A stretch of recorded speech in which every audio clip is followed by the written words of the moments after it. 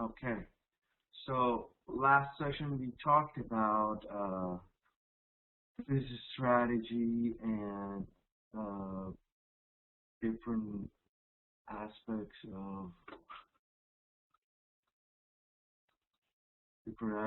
value chain and how it comes into differentiation, focus strategies, and then factors that drive focused strategies, competitive risks, and then integrated cost,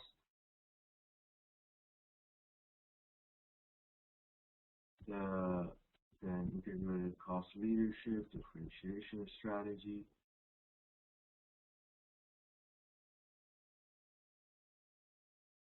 Okay, I guess we can start. So just let's review from here. So we said that large firms, they might just overlook the small niches that they could help provide services and products, and then firms might lack resources needed to compete in the broader market. That's why they choose to go to the niche market. And a firm is able to serve a narrow market segment more effectively. So some firms that decide to serve narrower, small markets, we call them niche markets, just because they can do it more efficiently and effectively. And then focusing allows the firm to direct the resources to certain value chain activities to build competitive advantage. So focusing has its advantages, and one of them is that it allows the firm to direct their resources into certain activities and chain activities, and they develop some competitive advantage. Then competitive risk of focus strategies, we need to discuss that a focusing firm may be outfocused by its competitors. So even though a firm might be focused on a market and be be providing products and services, it might be outfocused by its competitors. So its competitors might be able to outfocus the company. It might be able to change the scenario or definition of the focus for that certain particular market, and then that firm might lose out to other competitors. A large competitor may set its sights on a firm's niche market. So we said that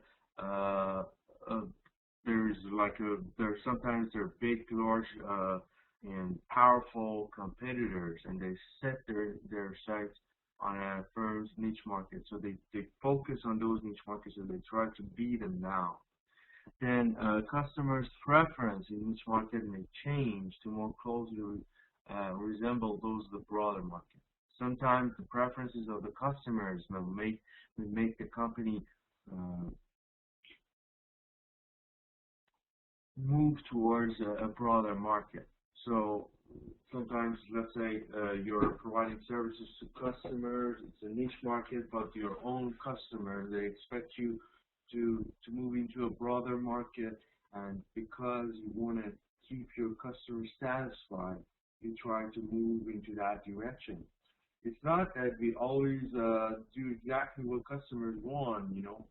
Sometimes you don't have the resources to go to a broader market, and you decide to lose those customers. But a lot of times you can do what customers expect you to do, and those customers are those customers that are actually creating your revenue and profit. So you're able to adjust according to their expectations or their wants. Then integrated cost leadership differentiation strategy.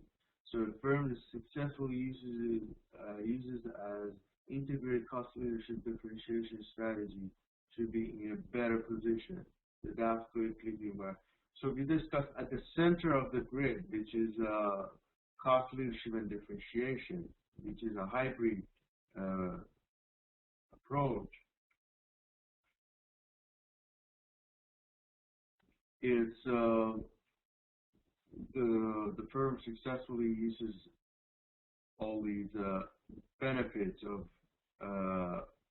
cost leadership and differentiation. There's a question by Mr. Oria. It's asking about outfocusing. Outfocusing, what we mean by that is when the competitors, they actually take out the focus that you have. The definition of the focus that you have is changed because the market has changed due to activities of your competitors. Let's say you're focused on providing computers, the latest versions of computers that is in a market, and you are actually producing basically the CPU, your company, and then suddenly, and so you're focused on that CPU, and you're just providing CPUs for different computer companies. Then suddenly something happens, and the computers don't need CPUs anymore. They work without CPUs, but with something else, which is a new innovation. So basically, your focus, which was on CPU, is irrelevant now. You basically can't do them anymore. So you're out focused. You're taken out because the competitors came up with something new, and you have to refocus on the new version or technology that is being utilized. Okay. You're welcome. So that's the case. CPU is the central processing unit. Is that chip in the computer that is the brain of the computer? It's one of the parts. It's actually the very small part that does all the processing. So it was just an example. I was saying, like, you could use cars, and you could say engines, like car engines. So, like, instead of like regular engine, suddenly there's an invention and there is a different engine. So if you're focused on the regular engine, now you have to refocus on the new versions of engines that is being utilized. That was to explain the concept of refocusing. Then we have all these points here that like when you want to do cost leadership and differentiation strategy, like the hybrid approach, you have to adapt quickly to environmental changes. So basically, your response to environmental changes is really important, because environment is changing all the time, and that sort of affects your position in the market. So you have to be able to respond as quickly as possible. You have to be able to respond and react to whatever happens in the market. Then learn new skills and technologies more quickly. So you have to learn new skills and technologies more quickly. You have to be able to utilize new skills and technologies. You have to be able to quickly enhance and advance your skills so that you can, get a better use of all those new technology. Then effectively leverage its core competencies while competing against its rivals. So now you want to effectively leverage your core competencies. So you have to utilize your core competencies and really rely on your core competencies when you're competing against your rivals. So those core competencies are what brings you the competitive advantage that we talked about. So you really want to focus on those core competencies and advance them and better them, so that you can utilize them when you're competing. Otherwise, you'll lose out in the competition. So being able to completely and fully utilize your core competencies is of very high importance. Okay. Then commitment to strategic flexibility is necessary for implementation and integrated cost leadership. So you have to have flexible manufacturing system. So basically manufacturing system and machinery, you have to be flexible. You have to be able to advance and enhance all of these changes. And then information networks. Nowadays, most of the industries are heavily relying on information databases. So information networks, how you utilize data, how to get the data, process the data, and the input-output data is really important. So information networks is really a key. If you are not able to have fully access to information networks and utilize them, you could be easily outdated and soon be out of business and lose out your core competency. So that's really important. And then total quality management, we actually have a course called Service Quality in Worldwide Science, and we focus on total quality management as well. So we discuss a lot about it. But what it is, it entails the fact that whatever you do, everything you do, you try to continuously improve quality by measuring and bettering it and removing all those flaws in the system all the time, like a continuous process. That's what we call total quality management system, and it's being utilized very, very often recently. And basically, what happens is you try to find out your problems and then fix it. It's like a continuous process of fixing mistakes and loops in the system. It's not that you make a mistake, we mean that your product is not working. It's just you're producing the same product, but you're improving the standards of your product all the time. So it's not that you're making a mistake according to your current standards, but you're always utilizing better standards. You're coming up with better standards, and then your expectations are going to be higher, and then you produce a better product in sense. Flexible manufacturing system is computer control process used to produce a variety of products in moderate, flexible quantities with minimal manual intervention. So we try to minimize the manual intervention. Mr. Saburi, we were just talking about the total quality management. It's basically what is covered is the processes of the product or service production, and it basically covers all the departments of the company. Every single department, every single employee tries to come up with better services and products. So it's like a monitoring and measuring all the time, and you give more authority to your employees to make changes or ask for changes, and it takes a lot of involvement from the management level, and it's a very detailed and of course useful method. And as I said, we are discussing it fully in our core service quality. So probably next semester or so, you could be able to take that course and we will discuss it fully as well. But we were talking about the computer controlled processes. We actually produce a variety of products, and as I mentioned, we try to eliminate low cost versus wide product variety trade-off. So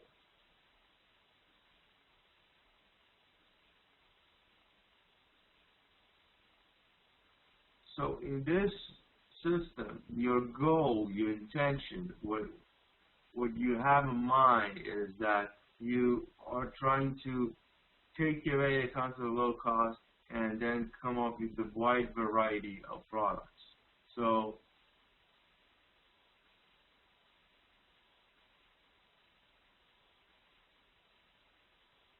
So basically, your machinery is going to help you to do that because automation is happening. Automation is when machines and systems are taking the place of the staff and people. And the benefit of automation is that it gives you the chance of producing like much more or many more products within the time frame that you were doing it, and it actually gives you minimal manual intervention. And it also allows the firm to produce large varieties of products at a relatively low cost. So it's like economies of scale. We discussed about it a few sessions ago. It's basically the more you produce with the system, the less it's going to cost you. We discussed that you have a break-even point, that certain number of products, like the first product is going to cost you this much, the second, same, and third, but after a certain number, the cost is going to be reduced because you're using the resources, like same resources, but with lower cost. And basically, when you are selling those, you benefit by economies of scale. So let's say if you're selling 100 of your products, 100, then you price them at $3. So by selling the products at $3, 100 of them, you are actually break-even pointing and also getting some profit. But the product number 101 is actually costing you nothing because you already have made enough money to cover your break-even. So for product 101 is all profit for you. So from then on, whatever you sell is profit. So that's why we have economies of scale, and then firms can produce large variety of products at relatively low cost. So, but you just need to consider the fact that when you're break-evening at the product number 100, you're not going to reduce the price. The price is going to be the same. That's how you're going to make more money and go on. So then information networks, we just talked about it. What we mean by information networks is link companies electronically with their suppliers, distributors, and customers. We discussed that when we were talking about value chain. So the whole idea of value chain, when you talk about getting your resources, like inbound logistics, you're getting stuff from your suppliers. Then when you're giving it out, like outbound logistics, shipping out your products, you're dealing with distributors. And then customers, at the bottom, they get the product, they purchase it, and they use it. So all these different levels should be linked by, electronically. So it facilitates the efforts to satisfy customers' expectations in terms of product quality and delivery speed. So it makes it much easier for you, of course, to satisfy your customers because you're all the time dealing with your customers. It's because of all these information networks. You're able to talk to your customers, get their feedback, and just immediately apply it. So in terms of product quality and delivery speed, also you're better off because when you get the feedback, you can immediately apply it, and it reflects on your product quality. So it's actually the great advantage you could get by just having electronically linking and access to suppliers, distributors, and customers. Then you have the improving of the flow of work among employees in a firm, that their counterparts as suppliers and distributors. So this actually helps you to have a flow in the system between employees and also the counterparts and suppliers also will be able to have a better flow of work because it's just very smooth. Like everything is connected, well connected. Your suppliers are connected to you, your direct distributors and customers. So it's much easier to work for employees as well. So that's one of the great advantages of having the information out. And again, for total quality management systems, as I just said, you're emphasizing on total commitment. So the total commitment is the key term here. A lot of times you see that in companies, traditionally, you have a manager or the big boss, and they come with policies and just give it down to the lower levels, and they just implement it. So it's not the case in total quality management system. The involvement of the upper level is actually very, very high. They are actually down to the bottom. They deal with the workers and everyone like hands-on approach. So it's way more involvement than you think, and it's like a traditionally common. So data-driven problem-solving approaches is basically you're based on data. You try to solve the problems, and then empowerment of employees, groups, and teams. So you actually give power and authority to the employees and to the teams so that they can make those changes. Because the whole idea is based on continuously changing, of course for betterment, but unless you're able to make changes, you won't be able to improve. Because if you're doing exactly the same thing, how could you improve? But if you want to speed in the process and give the permission to your employees to make it happen, you have to give them more authority. They have to be able to make changes and amendments when they realize there's a loop in the system. So what are the benefits? The benefits is it increases customer satisfaction, of course, because customers are dissatisfied, they contact you, tell you what's going wrong, and then you just immediately make changes. So of course customers would be much more happy because they see the result of their feedback. And then cost would be cost because the stage, the problem, the customer's dissatisfaction, everything like that is going to cost you. So by removing all those shortcomings, all those loops in the system, you're bettering the system, you're making more money, you're cutting costs. And then finally, you reduce time to market for innovative products. So basically, time to market is the time you spend for getting the product or service ready out to the customer.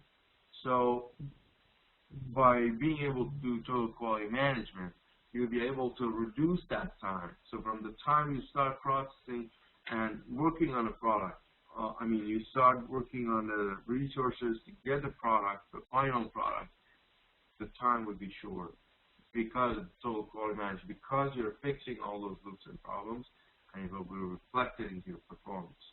So that's exactly a benefit. Then we talk about risks of integrated cost leadership. So of course it involves risks also. Yeah, absolutely. That's basically the whole idea of total quality management, Mr. Sawi. The whole idea of total quality management is you're cutting costs and improving the quality all the time. So, but this cutting costs is different from the one which is a normal, traditional way.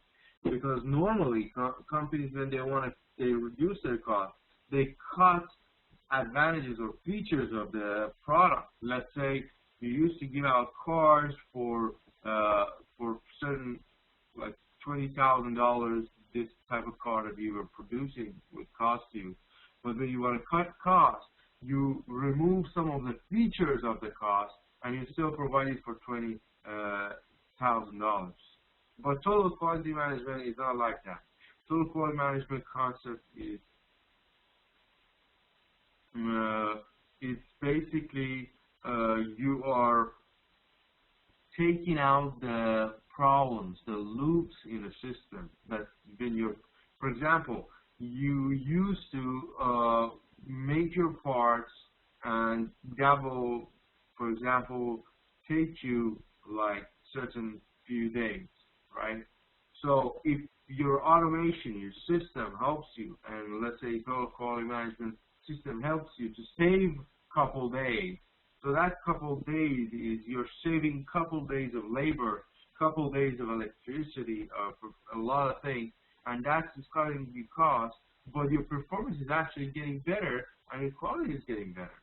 So you're using that certain technique to cut through that 2 days, and then let's say later on assembly, your system, your machines, when they would do assembly, they would probably, or once in a while they would make some mistakes, and that would cost you a recall later on when you would make your cars.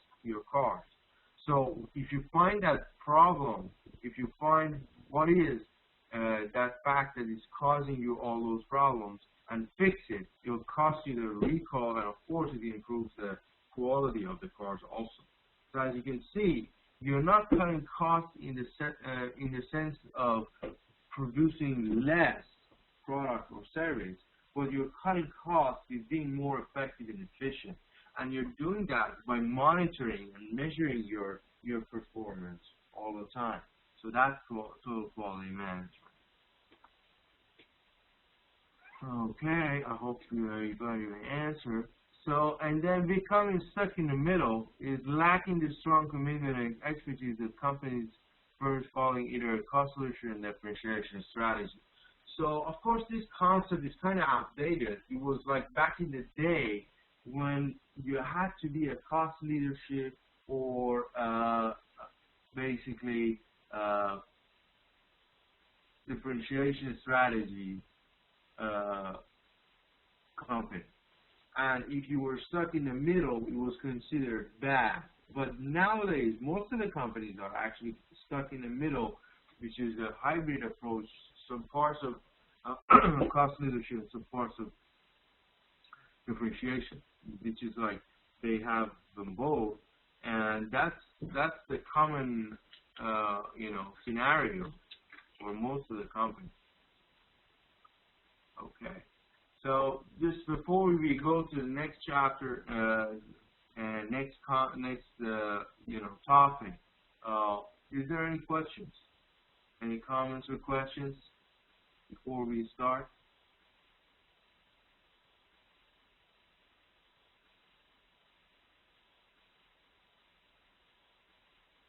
Anybody?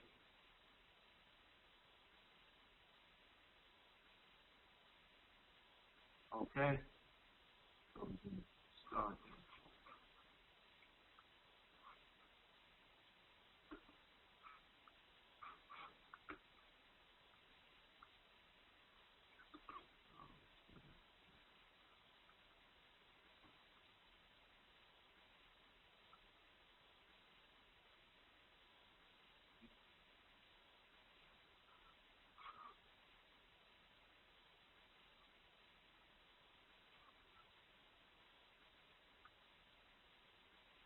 Yes, I'm just uploading the next slides.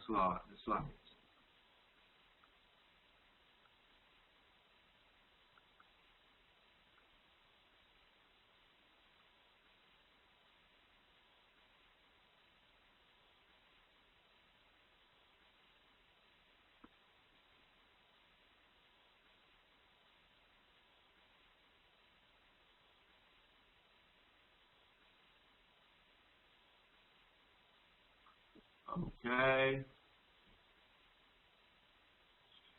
So we're going to talk about cooperative strategy.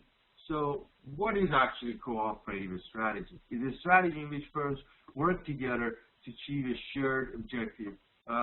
Basically, the whole concept is, back in the day, each company, each service or product provider, they used to just focus on what they were doing, and they would just ignore other companies and what they could do together to enhance those productions and services that they are delivering.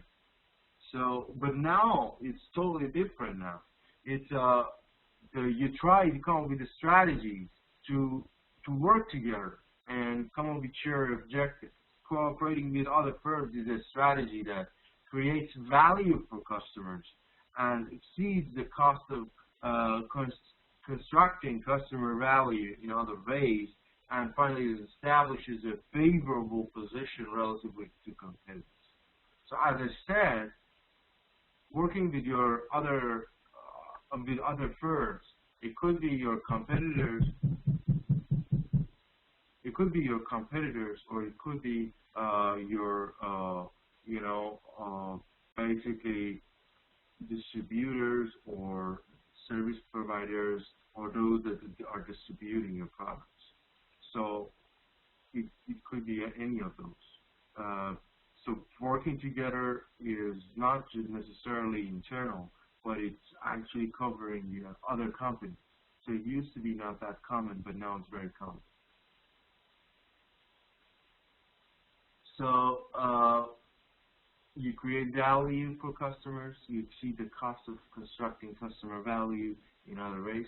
So basically, by creating value, I mean, you're working with other firms and you're creating value, and finally you establish a favorable position relative to other competitors. Okay. Then finally you come up with a strategic alliance.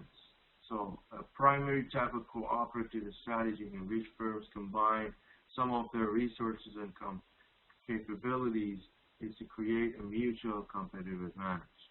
So what happens is a type of cooperative strategy is utilized, which is called a strategic alliance. So basically, based on a strategy or based on one aspect of your competitive advantage, you come up with some alliance with some other companies. That's when, like, particularly with some firms, you come up with an alliance to just provide that certain, advantage to the customers. So it involves the exchange and sharing of resources and capabilities to co-develop or distribute goods and services. So basically, it could be exchange and sharing of resources. Sometimes companies have their own resources, and by sharing them and exchanging them, they basically save time and they gain competitive advantage over other companies. And they finally are able to co-develop or distribute those goods and services. Finally, it requires cooperative behavior from all partners. So, of course, when you have this type of alliances, you definitely require a certain way of cooperation, that the behavior is a cooperative behavior. It's not just of a rival behavior. A lot of companies, they might just be rivals and be competing against each other, but when you have an alliance, you're actually working together, so the whole concept of alliance should be understood by the companies. Otherwise, you will be working against yourself. You're sort of beating the purpose of creating that alliance. Okay, any questions so far?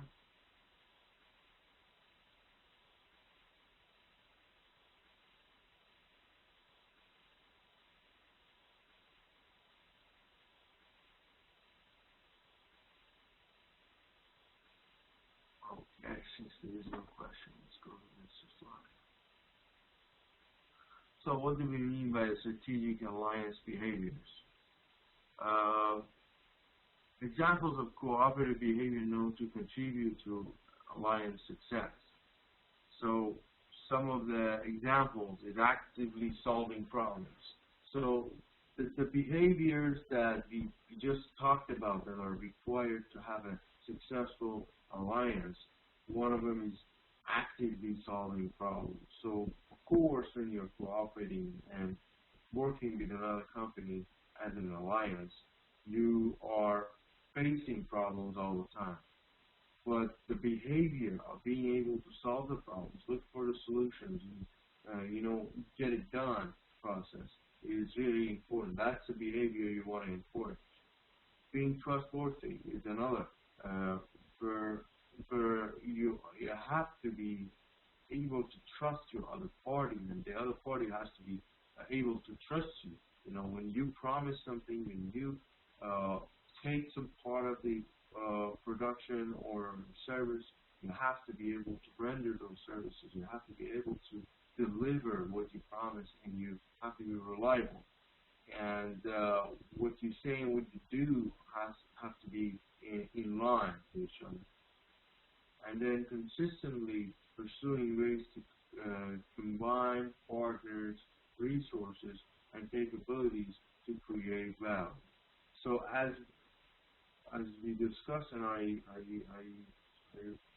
sure you remember, the whole idea of the strategic management is to create values.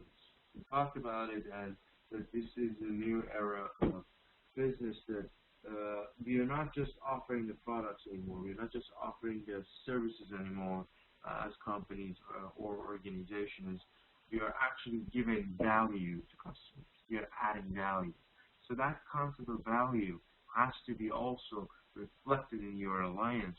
So you have to be able to combine partners, resources, and capabilities to finally create better values. So it also is definitely a consideration in your alliance.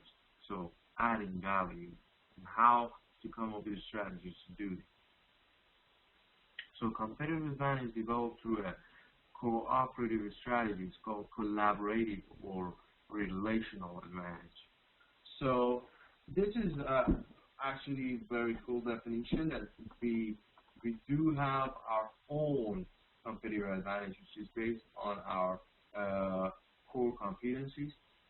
But then you have alliances, and those competitive advantages that are developed through a cooperative strategy is because of the collaboration between you and the other companies that you have created the alliance with. So that will cause in a relational advantage. So this is a majority we just learned, relational or collaborative advantage, which is a result of having competitive advantage developed through a competitive strategy, cooperative strategy. Okay. Any questions so far? Any comments?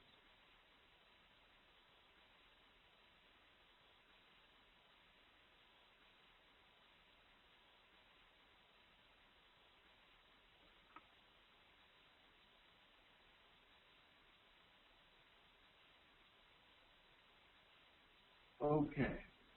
So here we have an example of a strategic alliance. We have two firms here, as you can see, but they are doing the collaboration together. Firm A, they have their own resources, their own capabilities, and their own core competency. So that's totally separate. And firm B, then they are totally separate. They have their own resources, capabilities, and core competencies. What happens is they come up with a strategic alliance. So they combine their resources, capabilities, and core competencies. So they actually have mutual interest in designing, manufacturing, or distributing goods or services.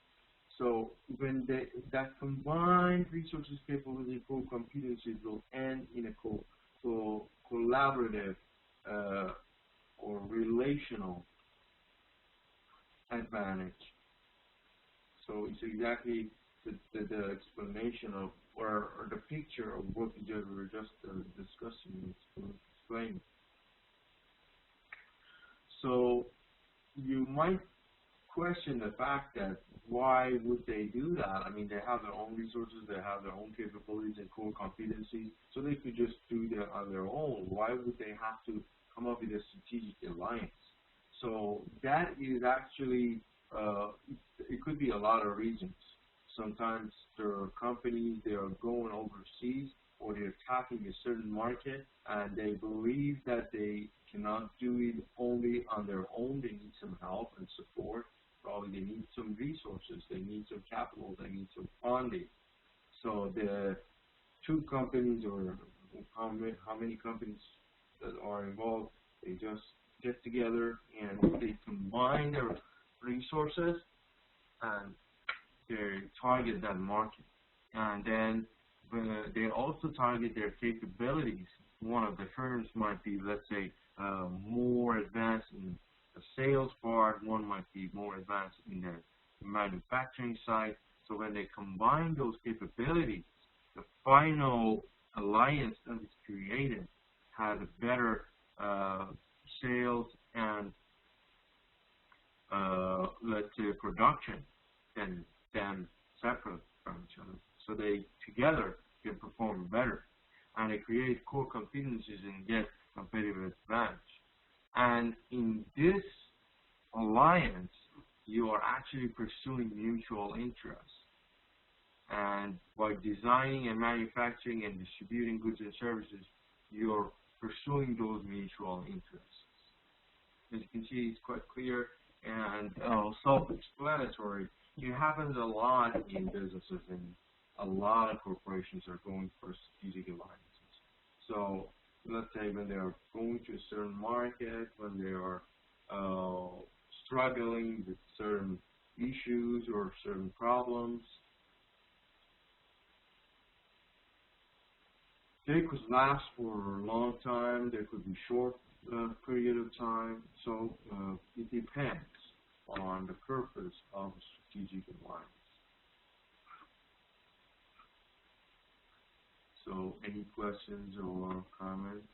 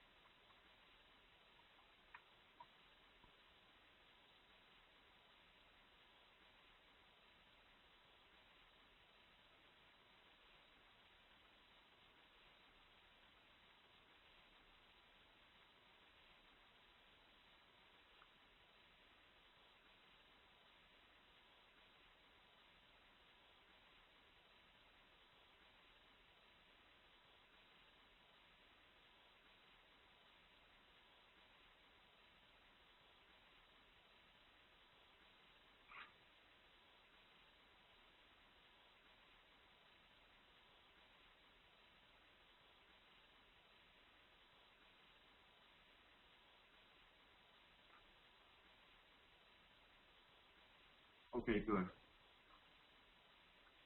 So just to give you some examples of like real case strategic alliances, let's say AMD, which is a CPU company, it's Advanced Micro Devices, and with Beijing University, they came up with an alliance to increase the market share in China.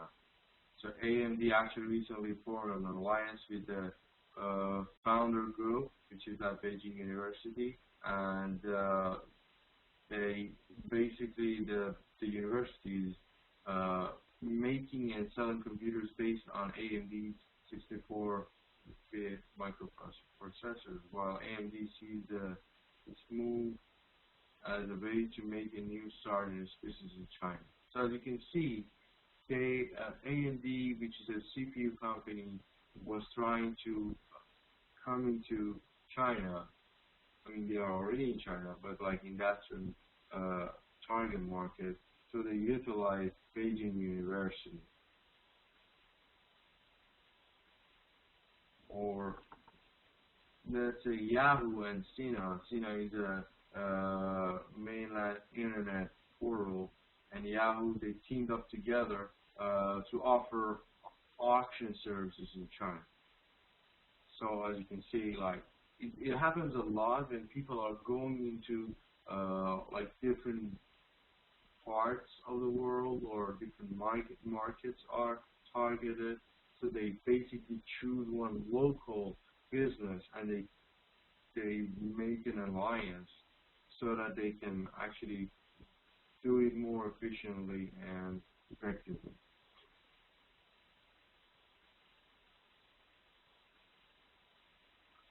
Okay. Three types of a strategic alliance. We have joint ventures, we have equity strategic alliance, non-equity strategic alliance. Okay, what do we mean by this? So by joint ventures, that you have probably heard that term a lot. is when two or more firms create a legally independent company by sharing some of their resources and equity. So when you're creating a joint venture, the final product of that cooperation is actually a different firm. So you create something different, legally independent from each of your companies. It's totally a new firm. But when you have equity strategic alliances, partners who have different percentages of equity in a separate company, therefore.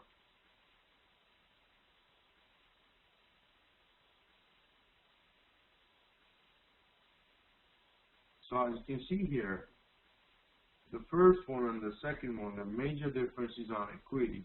Equity is like the percentage of equity that they have in their different companies. So they don't necessarily come up with a different independent company. It's just the equity that they share. And finally, the non-equity strategy is two or more firms develop a contractual relationship. So it's just a contract in this sense, and share some of their unique resources and capabilities. So in this case, it's more of the, that contract. They follow that contract in their relationship and some of their unique resources and capabilities.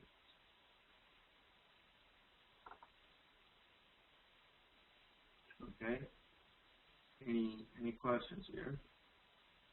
Is it clear?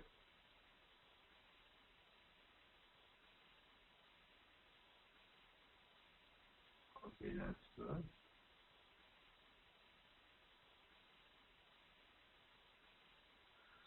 Okay, reasons for strategic alliance.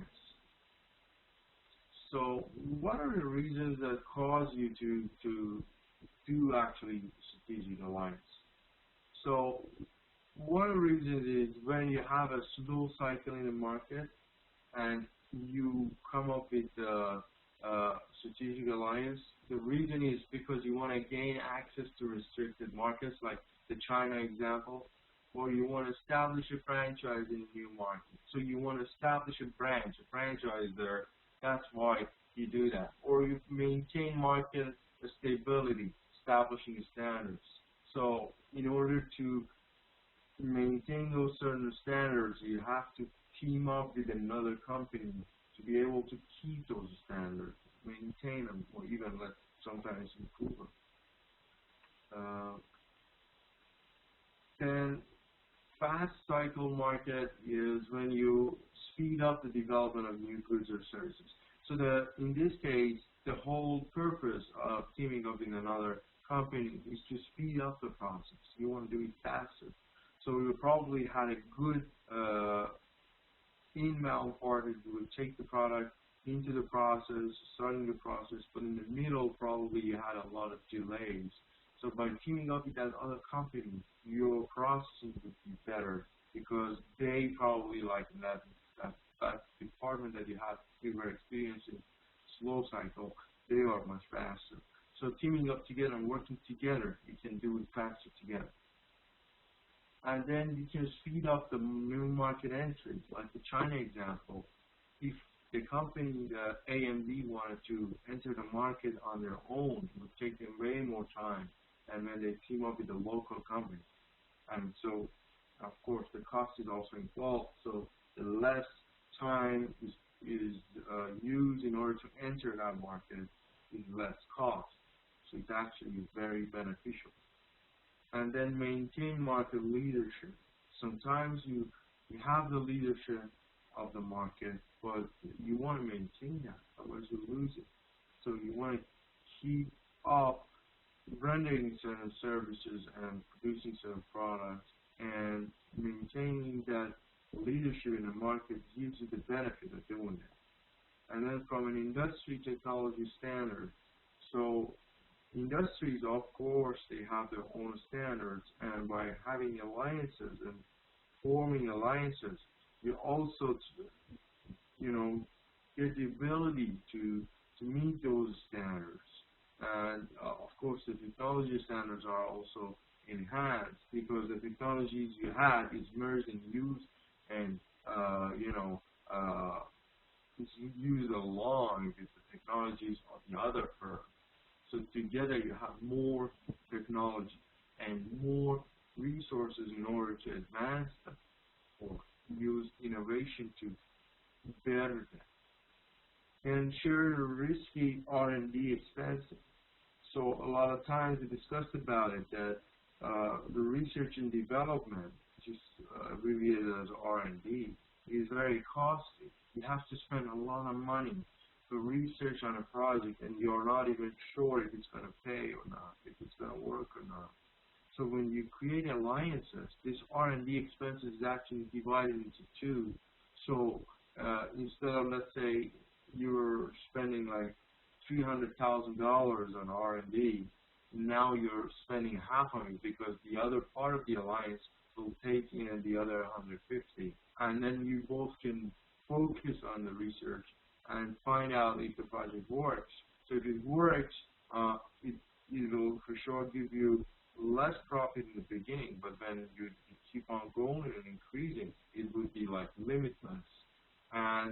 But it saves you a lot of cost when it comes to doing the research and development to come up with the answers to your questions and see if it really works or not. And then finally, it's overcome the uncertainty. So a lot of times you are uncertain in certain market that you're going into or into a new market, or let's say in that certain area that you don't have the exact required skills or technologies. Using that alliance will help you overcome that uncertainty.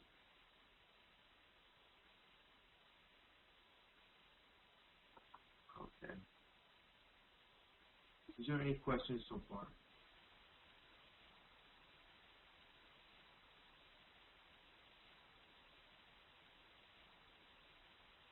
Yeah. Overcoming uncertainty it goes actually on the same line with the R&D. So let's say you run a project with your research and development, and you came up with a new innovation. Okay, so that's a new product. You're actually going to launch it, but in the beginning, it's going to be risky. Okay, because you're not certain.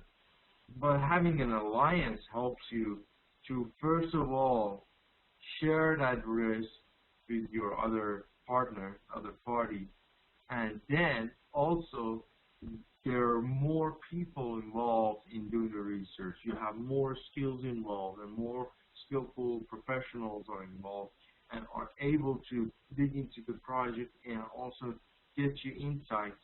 So you would get better understanding of what's going on. You use better technologies or innovations. And finally, first of all, you share the risk, and secondly, you are more certain now of the project doability and the project viability.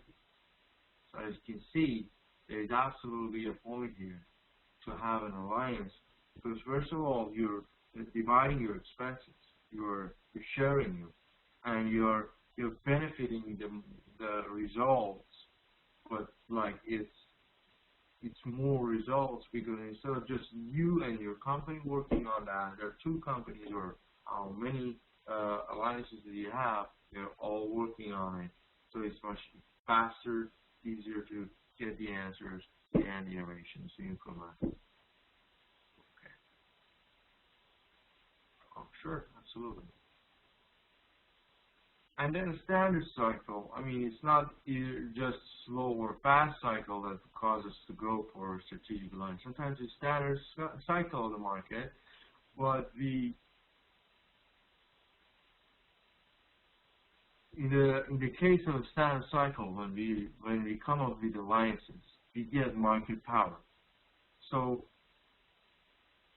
the industry overcapacity is very like you are not able to meet those industries' requirements, but by having and making those alliances, you gain the power. You become powerful. You become more powerful because of all those resources and capabilities and core competencies that you gather that are from all these different alliances. They come up together, and finally they create that combined version of core competencies. So you get power over other competitors because you're more powerful, because you just get a lot of help from the other alliance. Then you gain access to complementary resources. You can see you have just certain number of resources, but then you are making an alliance with another company.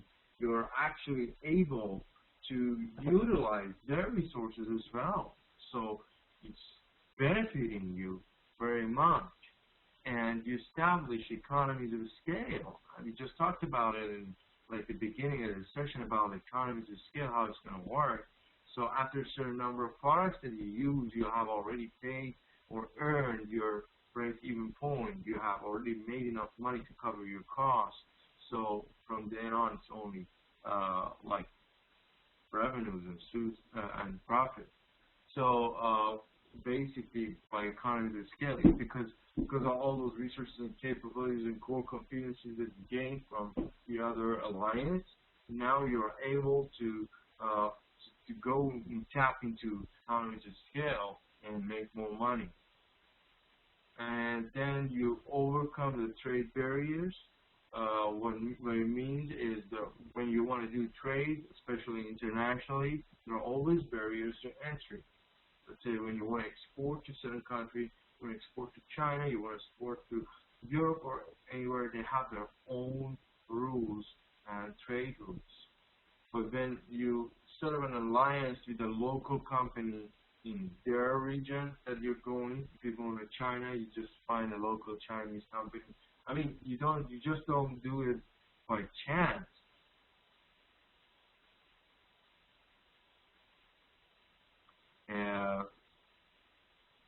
But you do it out of, viable reasons. You have to have a certain number of arguments that support the fact that your alliance is going to help you. So you just don't pick any company and just go, but you have to know that the company is in the same line. They have the same vision and concept of service and product, and that's going to help you. Otherwise, it doesn't make sense. And to answer your question, the reason we want to reduce the industrial overcapacity, we want to gain market power. By reducing that overcapacity, you gain power over other competitors in the market. You have more capabilities.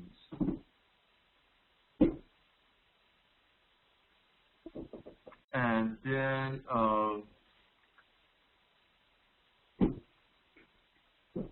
after overcoming trade barriers, there is also the advantage of meeting competitive challenges from other competitors.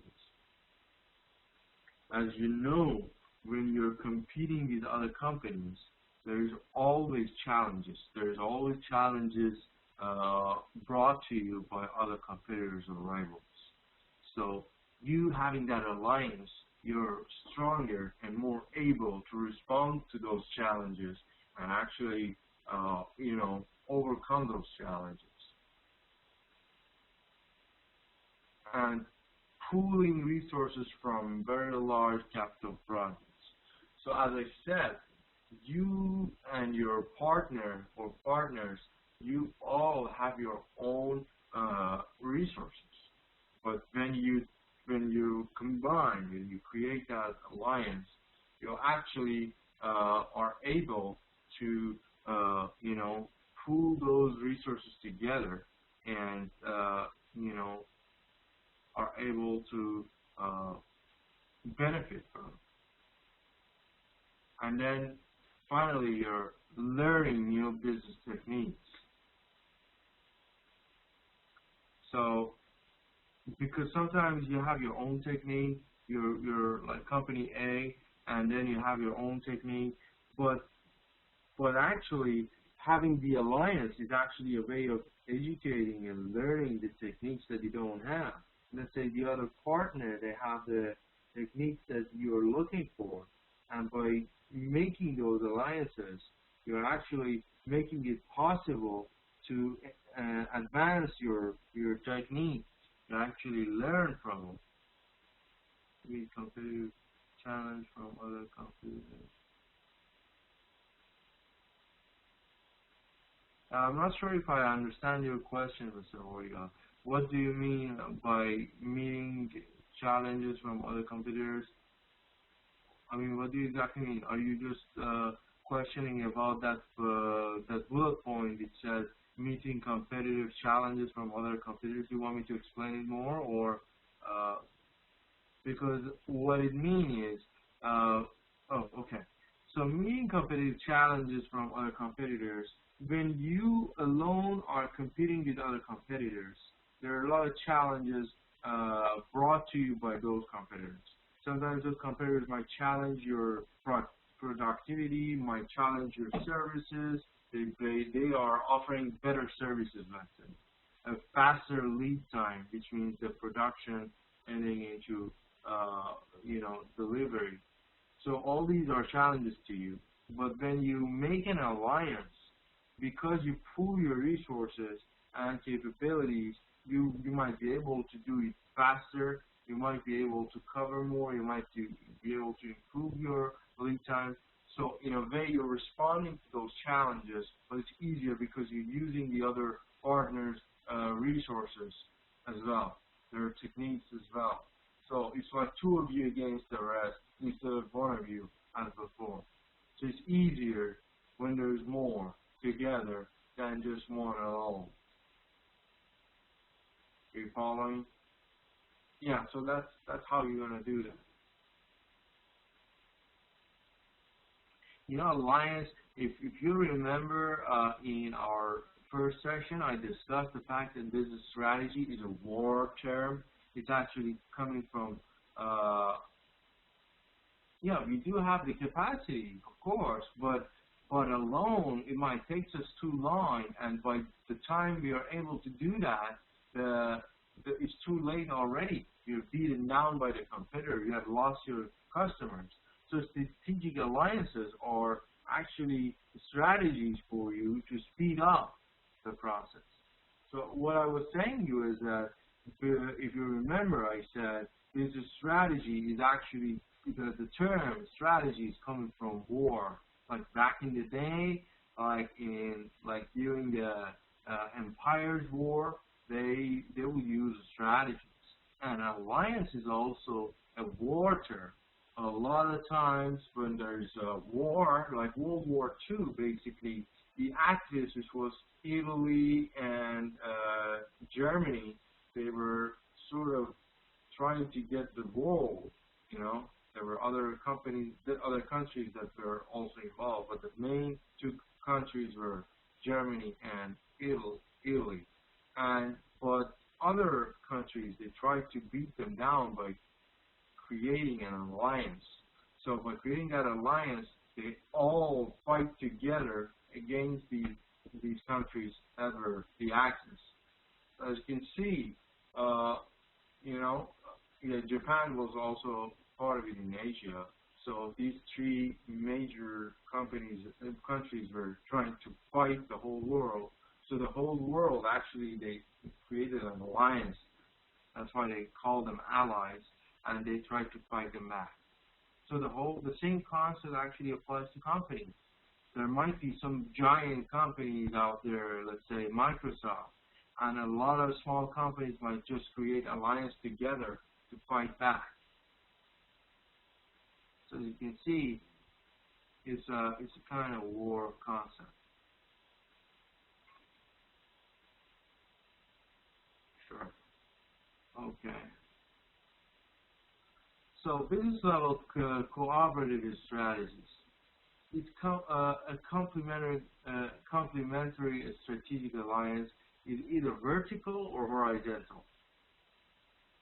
We're going to talk about this in detail in the next slide, but basically business level cooperative strategies, they're either competition response strategy, or uncertainty reducing strategy, or competition reducing strategy. So these are all these different business levels strategies that we utilize. So sometimes for alliances are vertical or horizontal. I'll show you in the next picture what exactly we mean by that. Sometimes it's the competition response.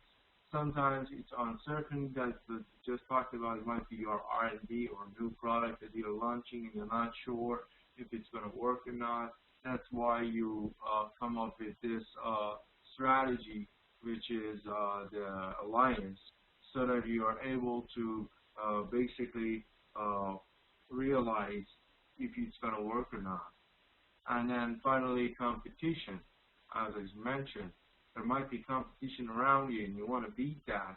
So in order to beat that, you need more capital or resources or techniques or your core competencies. You team up with another company and together we're able to do that. Okay? So any questions so far? Any comments or questions?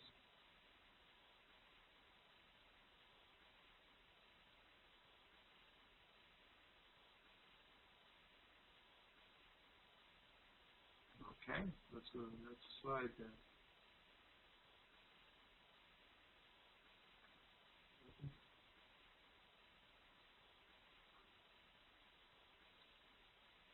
Okay, so business level cooperative strategy, so complementary alliances. So sometimes you have a complementary alliance, which is combining partner firms' assets in a complementary way to create a new value. So your alliance could also be complementary. Sometimes you combine partners' firms' assets, and that actually helps you to create value. Or sometimes you include distribution, supplier, or outsourcing alliance where firms rely on upstream or downstream partners to build competitive advantage. So it could also just focus on your distribution, or let's say your suppliers or your outsourcing, when you're outsourcing some part of the company. Or those competencies that are not your core competencies, you can always outsource. And so upstream and downstream partners, those that are in a higher level or a lower level and streaming in to your competitive advantage.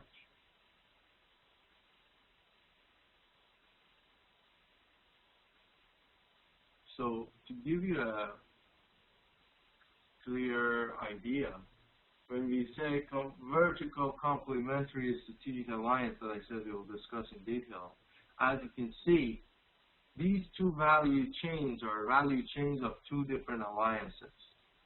So the first one is, let's say, yours, and the second one is your alliance, your other party. So you use your skills and capabilities in different stages of the value chain to create value for both firms. One of the ways is outsourcing. So let's say when it's vertical,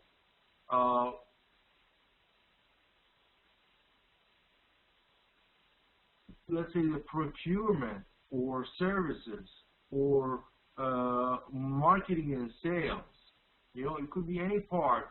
You give it to the other party to do it. So in that sense, you're outsourcing, which means entails that they are taking care of your services. So you're doing everything, but when it comes to your services, you are actually having that other company do that for you. So as you can see in the figure, we have the supplier's value chain and the buyer. So it's like vertical, because buyer is you and the supplier is the one that you buy your like products and services. A good example for that is Walmart. Walmart has done they did a lot of strategic alliances first, and then it ended up in actually doing it all together. so they actually bought it, and now a lot of the supplies they do it themselves, and so when you grow big, of course, from alliance, you might end up as a whole company, one final company. But first, the initiation was the fact that Walmart was actually outsourcing a lot, and so they were still outsourcing. They were still using a lot of suppliers. But what happens is they have certain other companies render their resources.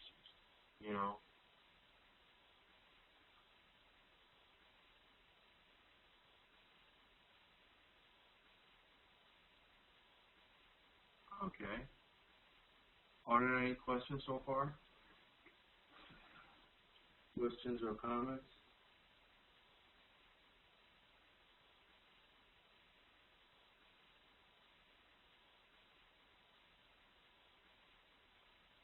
What I want you to really understand is the benefit of outsourcing. Of course, the risk of outsourcing is there, that or outsourcing is actually one from the many, but basically the alliance. I want you to understand why exactly the companies are doing alliances. Of course, there are a lot of benefits in it, and you discuss them like a lot of them, but the whole concept is actually you're trying to become stronger. You're actually trying to be able to implement or utilize the advantages of one other company that you think that you can work together. So when it's vertical, as you can see here, like a buyer-supplier, it benefits you in the sense that it gives you a chance to give certain parts of the skills or activities done through the other alliance, other party in the alliance. So it saves you time, it saves you energy, it probably saves you cost, and it actually, as we discussed, it enhances your skills. You might not be as skillful as the other company, and that's why you're giving it to them to do it for you. Okay.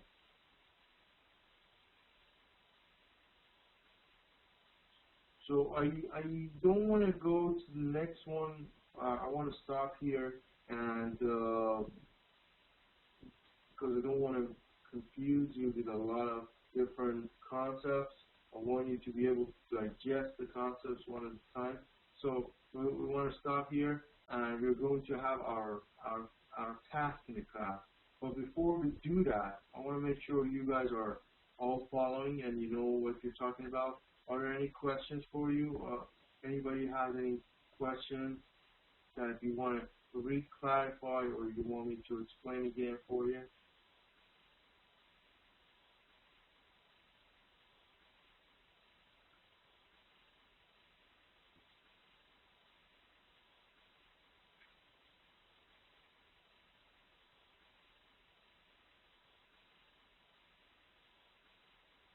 Okay. So while there's no question, let us just do the task. So I want you to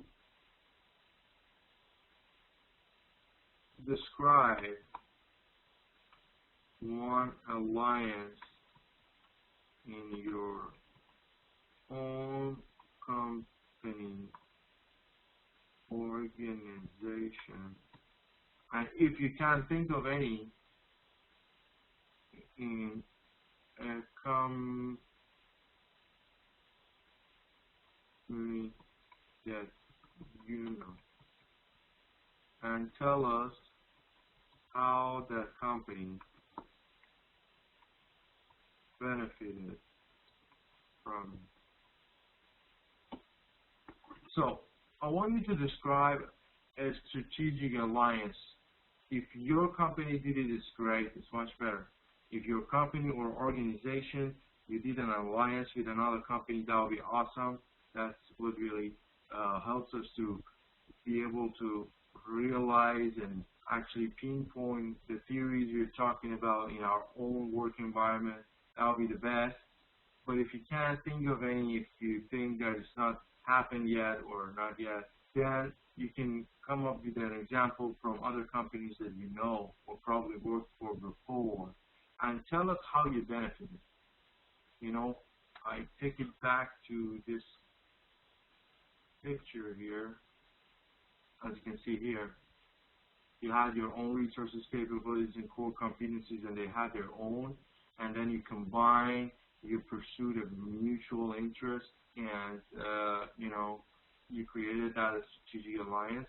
So look at this. Put your firm there, and then the other firm that you think that you did that, or like any other example, and tell us how you benefit regarding the resources, regarding the capabilities, core competencies, and overall. What was actually, I mean, tell us the reasons that you did that, and finally, after you did that, was it successful or not, how you benefited from it. So you have about 5 minutes or so to just think about it and come up with your answers, and then we are going to discuss that together. Is it understood? Everybody's clear on the task? Any questions on the task? Anything you want to clarify about the task?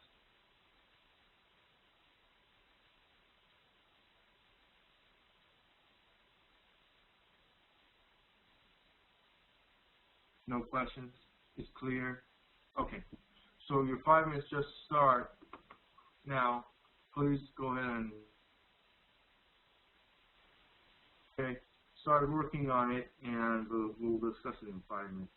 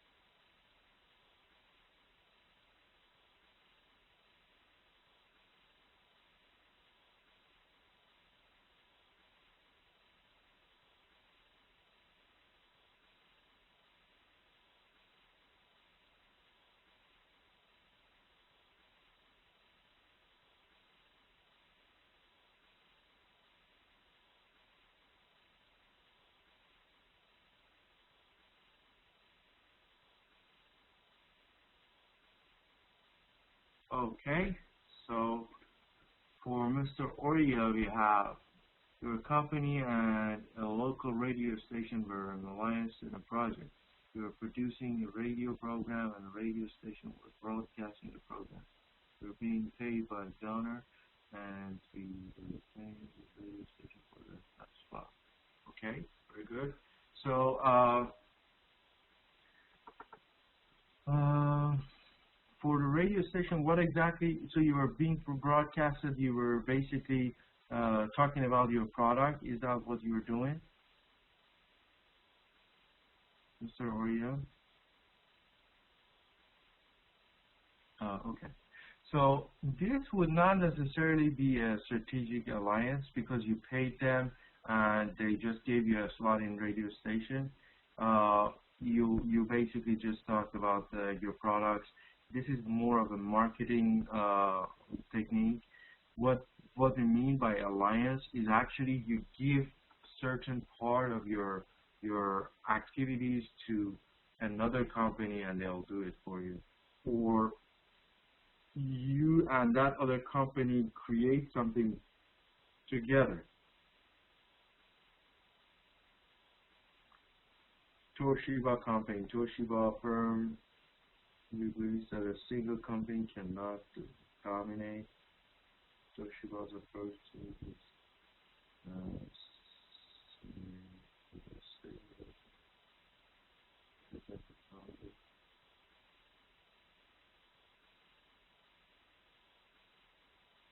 yeah, that's true. Toshiba is actually very good in outsourcing and very good in coming up with a lot of alliances. So back to Mr. Oreo's example. So your example was not a strategic alliance. So as I said, the strategic alliance is actually two companies are working together. It's not just that you buy certain service from the company. So in your example, you were actually buying some airtime from that radio station. You were paying them. So it's actually you're just paying for their service and getting some marketing out of it. But what we mean by a strategic alliance is way more than that. It's just two different companies, and mostly they are in the same industry. So that I'm not sure what you do, Mr. Oreo, in your company, but there should be like two radio stations that might, create a strategic alliance. Oh, if you had a partnership with the radio, it's different. But what do you do exactly in your company? What type of services or products are you doing? Oh yeah. Oh, sorry. Yeah, it's Mr. Ahmadzai. Yes. Yeah. So your example is a good example. Toshiba is a good example, but it happens a lot in like personal or private companies as well. They form a lot of alliances along the way. Some other examples I can think of is basically Siemens and Huawei Technologies. They formed 100 million joint ventures, $100 million joint venture with Siemens Information, and it was also in China's nascent 3G mobile technology market. So 51% was owned by Siemens, and the rest was owned by the other company. And they were going to develop and manufacture equipment compatible with the domestic 3G. So they chose most of the times, like when it's like international companies, they try to use a local company. But let's say if it's a local company, then let's say if they're going to another region, let's say they're from north, they're going to the south, or when it's like from U.S., from East Coast to the West Coast, then they try to come up with joint venture, and they try to combine their resources and do stuff together. So what I want you to refocus is to understand that when it's a strategic alliance, it's not just one service you buy and that's it. It's not just on a one-time basis. It's actually something together that you're going to do. It's an alliance that you form and it's going to go on, and you have a certain purpose for it. So please, all of you, make sure that you email it to me, your answers. Is there any questions before we finish the session and close? Are there any questions or comments? Okay. Please go ahead, Mr. Oriel. What is your question?